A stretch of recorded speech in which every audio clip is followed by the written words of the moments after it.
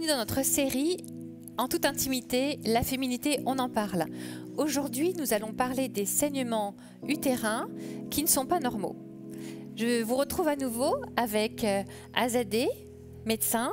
Je suis Rachel, pasteur et thérapeute, et nous voulons continuer cette série, cette discussion autour de la féminité, pour cette fois-ci aller un petit peu plus loin que dans notre épisode précédent où nous avons vu les règles, les saignements normaux. C'est vrai que des fois, les saignements deviennent anormaux et on se retrouve devant un problème médical qui va demander des réponses médicales. Donc Azadeh, est-ce que tu veux bien nous présenter les différentes problématiques que tu vois quand une femme prend enfin la décision de venir te voir, prend son courage à deux mains, elle a des saignements qui ne s'arrêtent pas, qui sortent du cycle que tu nous as décrit si bien dans notre précédent épisode, et elle se retrouve avec des douleurs ou des quantités ou une couleur qui est inquiétante ou une problématique différente. Qu'est-ce que tu vois dans ton cabinet ? En effet, comme tu dis Rachel, c'est très important déjà de voir ce que c'est que la norme, les règles normales, donc ça vous le trouverez dans l'autre émission. Et quand on est en dehors effectivement de ces normes-là, quand la quantité est trop élevée, quand la fréquence est trop rapprochée ou même trop éloignée, quand il y a des saignements, on appelle saignements anormaux finalement, des saignements qui sont entre deux cycles qui seraient normaux. Donc.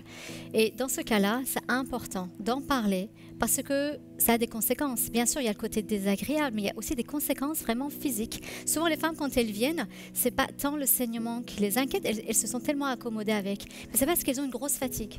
Et fatigue égale anémie en fait. Et donc, c'est là souvent qu'après une prise de sang, je pose les bonnes questions. Pourquoi est-ce que vous perdez du fer quelque part ? Est-ce que vous avez justement des règles trop abondantes, trop approchées, trop longues en durée ? Donc des fois, elles n'ont même pas réalisé que ce n'était pas normal en fait. Non. Souvent, la question initiale, c'est « je me sens très fatiguée ». Et donc, effectivement, bilan sanguin qui montre une forte anémie, un gros manque de fer. Donc en tant que femme, on a l'habitude de souffrir dans cet aspect féminin en fait, et ça devient juste quelque chose que l'on subit. Elles n'ont pas forcément le réflexe de dire il y a quelque chose qui colle pas en fait, parce que on a pris l'habitude de pas comprendre ce qui se passe dans notre corps. Donc elles viennent te voir après. Tu peux les aider, n'est-ce pas ? Et très souvent aussi, c'est parce qu'il y a un tabou autour. Elles ont du mal à en parler quand c'est des plus jeunes. Et on en a déjà parlé aussi dans une autre émission, qu'il faut les avertir, il faut les prévenir de ce qui est normal, de ce qui ne l'est pas, pour que très jeunes, souvent c'est les adolescentes d'ailleurs, qui sont anémiques, etc., qu'elles en parlent à leurs parents, qu'elles notent effectivement les dates, etc., la durée de leurs règles. Et effectivement, briser aussi cette honte un peu, cette gêne, parce qu'on ne va pas en parler, que ça concerne les parties intimes. Et pourtant, on sait d'après les chiffres qu'il y a à peu près une femme sur 5 en fait qui souffre de saignements anormaux ou de saignements trop douloureux. Finalement. Une femme sur 5. Quand tu m'as dit ça, c'est effrayant en fait, c'est très élevé. Une femme sur 5 qui souffre sans peut-être même savoir qu'elle souffre. Parce qu'on n'en parle pas forcément entre nous les femmes non plus. C'est pas forcément un sujet de conversation. Et combien tu perds de sang et depuis combien de temps, on n'en parle pas. Et pourtant, ça nous aiderait à comprendre en fait quand il y a besoin de consulter. Tout à fait. Et il y a bien sûr aussi des causes et des traitements qui vont avec. Donc, d'où l'intérêt de s'en affranchir à un moment donné. Exactement. Ça peut changer, je pense, vraiment le mode de vie d'une femme quand elle est dans une telle souffrance. Il y a des causes, bien sûr, qui sont organiques. Il y a les causes, par exemple, d'endométriose. L'endométriose fait très, très mal, d'ailleurs. Et il y a le fibrome qui est très, très fréquent. Quand on regarde les chiffres, c'est même effrayant parce qu'à partir de l'âge de 35 ans, 20 à 40% des femmes sont susceptibles de développer des fibromes. Et quand la femme est de peau noire, c'est à 50%, c'est-à-dire une femme sur deux qui risque autour de 35 ans risque de développer un fibrome. Tout à fait. Donc tu peux nous décrire un fibrome, les fibromes ? Alors, en fait, les fibromes sont au niveau de l'utérus. C'est des boules de chair en fait entourées de muscles. Et du coup, bien sûr, c'est des saignements un peu anarchiques puisque ça ne colle pas au cycle en fait. C'est du tissu en fait de l'endomètre qui fonctionne de façon anarchique. Donc ça va saigner quand ça veut, sans prévenir, avec des saignements qui sont plutôt abondantes, mais pas toujours parce que la taille peut varier. Ça peut être de la taille d'un petit pois à des plus gros fibromes qui parfois nécessitent carrément une action chirurgicale. Mais en tout cas, leur caractère imprévisible, les saignements qui peuvent être d'une telle abondance que la femme femme peut être carrément surprise en fait sur son milieu de travail ou autre, fait que des études ont montré aux États-Unis justement que la souffrance psychologique, émotionnelle et sociale chez ces femmes-là sont du même ordre que les personnes qui ont des maladies chroniques, cardiaques, diabète, voire même le cancer du sein. Donc c'est un lourd poids. Donc hyper traumatisant en fait, parce qu'elles doivent être en permanence vigilantes par rapport à cette fameuse tâche dont on a parlé dans l'épisode précédent, avec toute la honte et le tabou associé à ça. Ça peut les prendre n'importe quand. Elles ne savent pas ce qui se passe. C'est douloureux. Tu as parlé de l'endométriose aussi. Tu veux nous l'expliquer aussi un petit peu? Alors c'est encore autre chose, c'est-à-dire que l'endométriose, ça a cette particularité de se déposer un peu partout, y compris... Donc du sang. Oui, tout à fait. En fait, au niveau de l'endométriose, c'est des cellules qui vont se déposer plus autour de l'utérus et parfois dans certains organes, on en voit par exemple qui peuvent se déposer au niveau des intestins, etc. Mais qui également, à cause des saignements que ça provoque, vont créer des adhérences, d'où les douleurs très intenses qui peuvent être au niveau en fait du péritoine, c'est-à-dire toute cette partie en fait de l'abdomen. Oui. Donc tu peux avoir des femmes qui sont vraiment handicapées à cause de ces saignements anormaux et de ces maladies d'ordre féminin qui vont les empêcher de vivre une vie normale. Elles vont vivre quand même, mais avec des pressions, des douleurs, une pression sociale aussi très compliquée. Sans parler de la pénibilité qui va avec et les conséquences dont je vous parlais, c'est-à-dire anémie, grosse fatigue, tachycardie, hypotension, etc., etc. Et des troubles de l'humeur, bien sûr, parce que c'est quand même des bouffées d'hormones à droite et à gauche, tout ça. Donc si vous vous retrouvez dans un des symptômes que Azadeh vient de décrire, on ne pourra que le répéter encore et encore, consultez. Allez voir un médecin dans lequel vous avez confiance, médecin généraliste, gynécologue, votre médecin de famille, quelqu'un que votre médecin de famille peut recommander, etc. Ne restez pas comme ça. Si certains des points que l'on vient de souligner ici vous parlent et vous vous dites « mais c'est moi ça, en fait, je le vis au quotidien », consultez. Parce que le monde médical va pouvoir vous aider. Et j'insiste aussi sur un petit détail, c'est que en général, un médecin généraliste va suivre la famille. Et quand il y a des tabous chez certaines adolescentes, elles vont avoir du mal effectivement à en parler.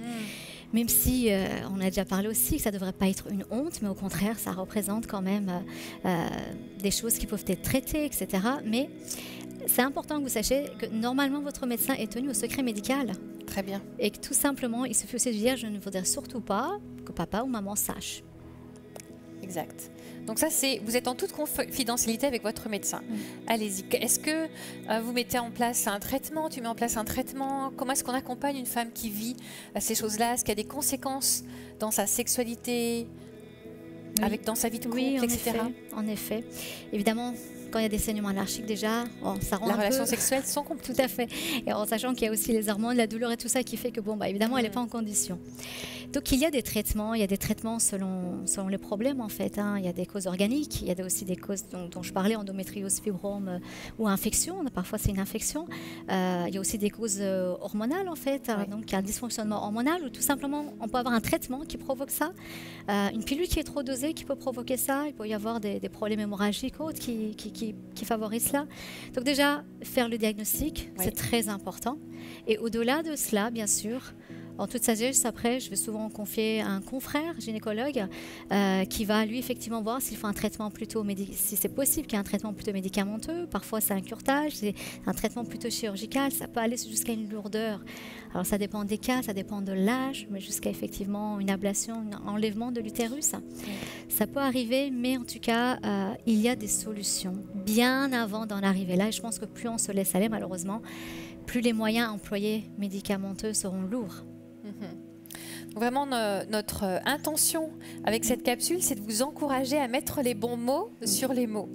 Est-ce que ce que je vis au niveau de mes cycles fait partie de ce qui est normal, ou est-ce qu'au contraire, il y a quelque chose qui doit m'alerter pour que je puisse aller consulter?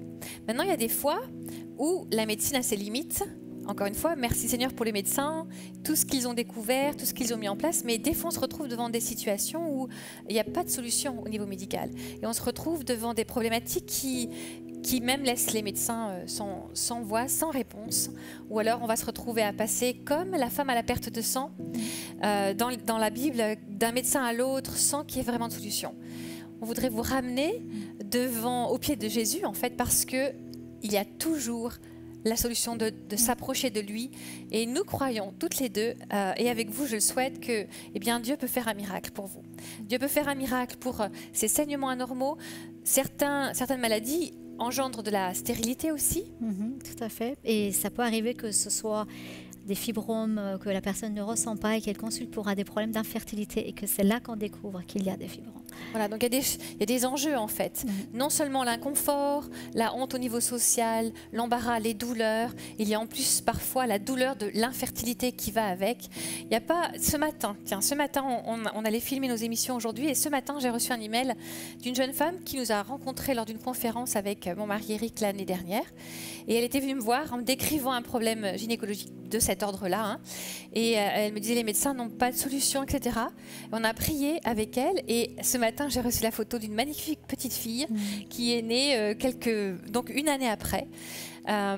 Et elle s'était vraiment positionnée dans... Je lui avais dit, écoute, les médecins peuvent rien faire, mais Jésus, c'est notre grand médecin, quoi.